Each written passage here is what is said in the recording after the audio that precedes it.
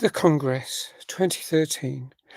This is a live action animated science fiction drama film in the English language, directed by Ari Folman, and it's based on a Polish science fiction novel, The Futurological Congress, 1971, by Stanislaw Lem.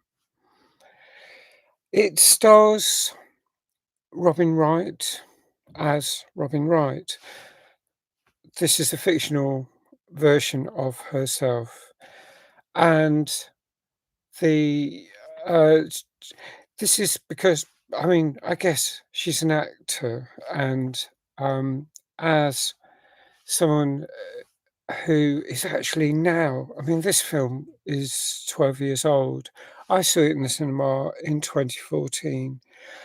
And I haven't seen it since, but I've seen clips, and I thought about it a lot during the COVID pandemic, during the lockdowns.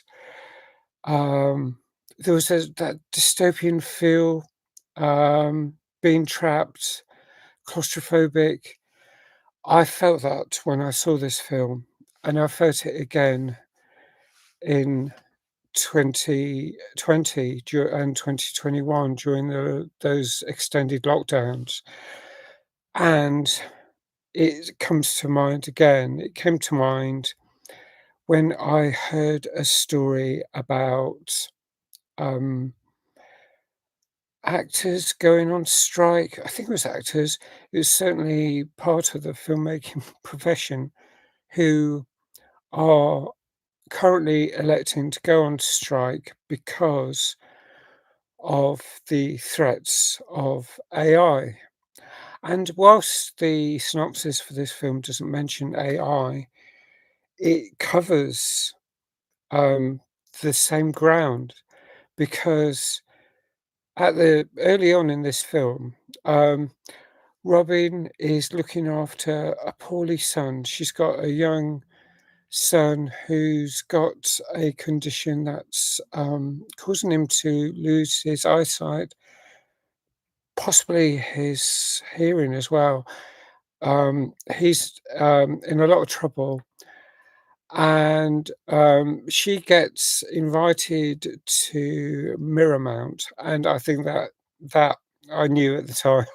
Paramount, Miramax, I guess, all the Universal, all the big studios, Warner Brothers, I mean, some of them are merging now, but, so it could actually even come true as it was, but this was, um, a dystopian future, and it does get dystopian, um, where,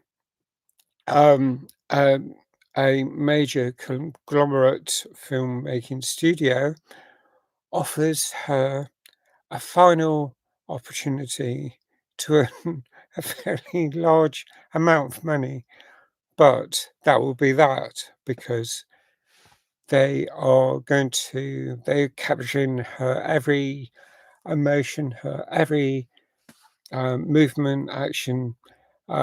It's all been, digitized, and, creating a version of her that they can make whatever they want with all future films.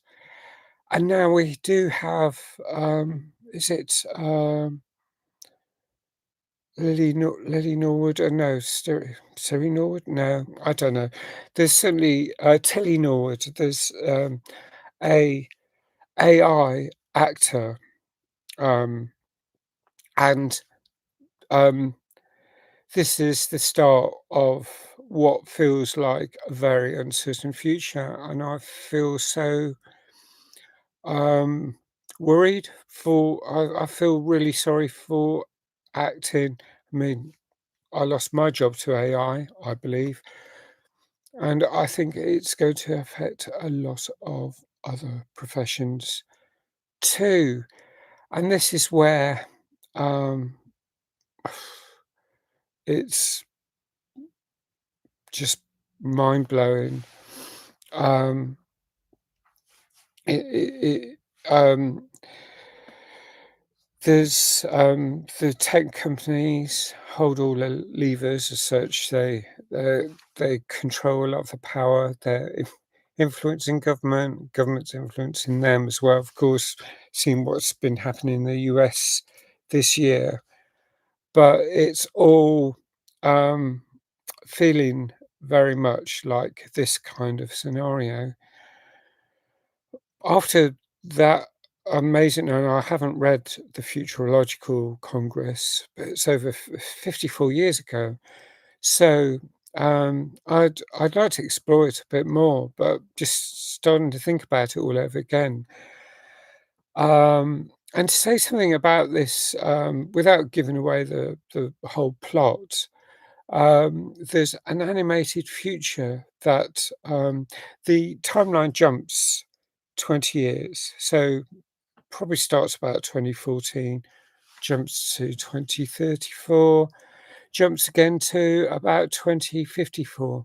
But here we are in December 2025, and the technology is getting there a lot quicker than that, I feel. I mean, ChatGPT was released just over 3 years ago, and it's come leaps and bounds since then.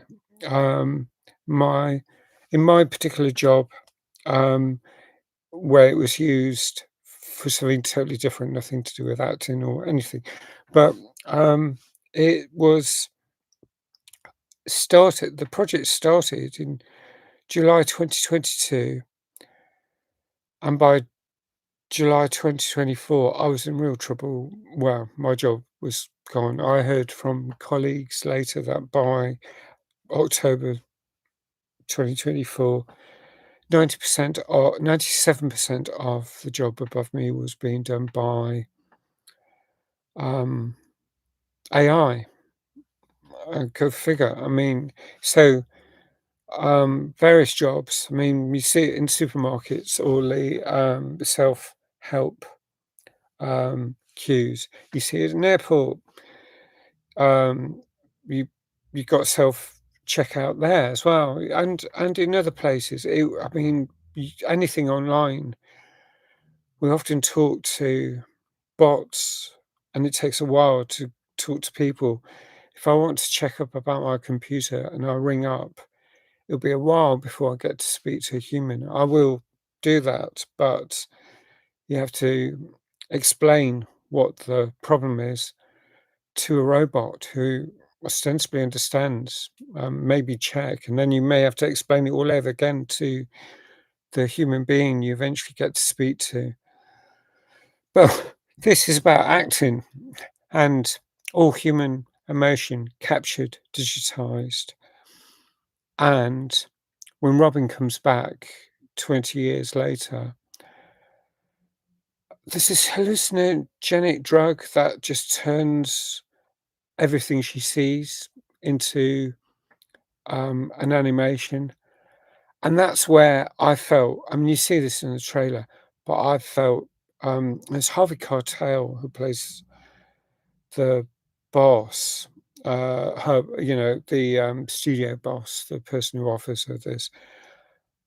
I think it's Harvey Keitel. Paul Gamiami, John Hamm also in it, Danny Huston.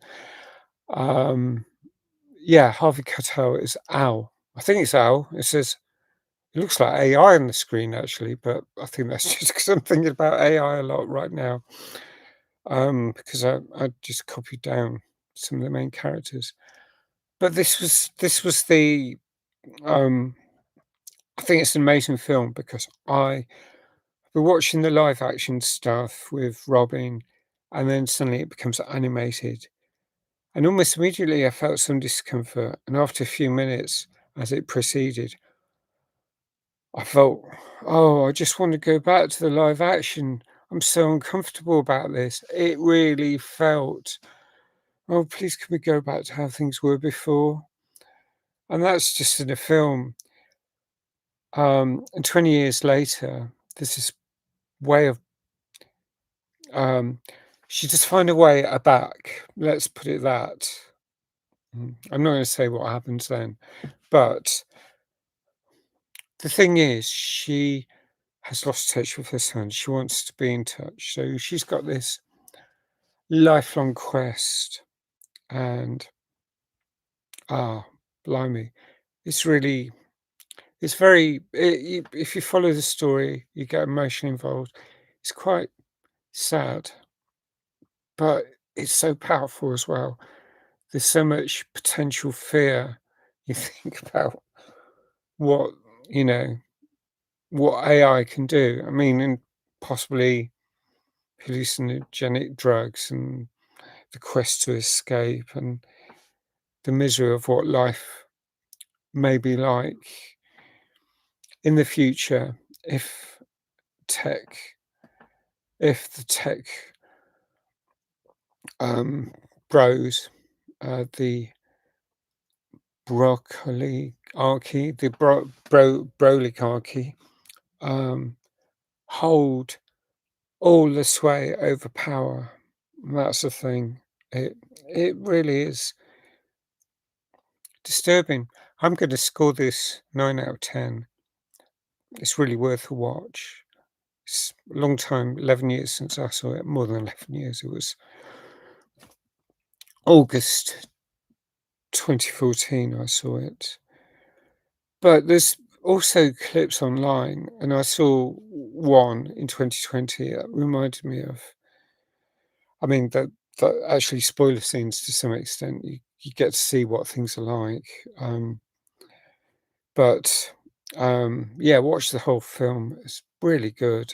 Robin Wright is great. She's been in quite a lot of other films I noticed, but I was not that familiar with her. So I didn't even realize when I walked into the cinema and watched the film that her name was Robin Wright um, in real life as well as in the film. That this is just a fictionalized version, but it's just so um, well done, so thought provoking. So 9 out of 10. Love to know what you think. Please like if you like this review. Thanks for watching. Please hit the notification button, and I hope to see you again soon. Bye for now.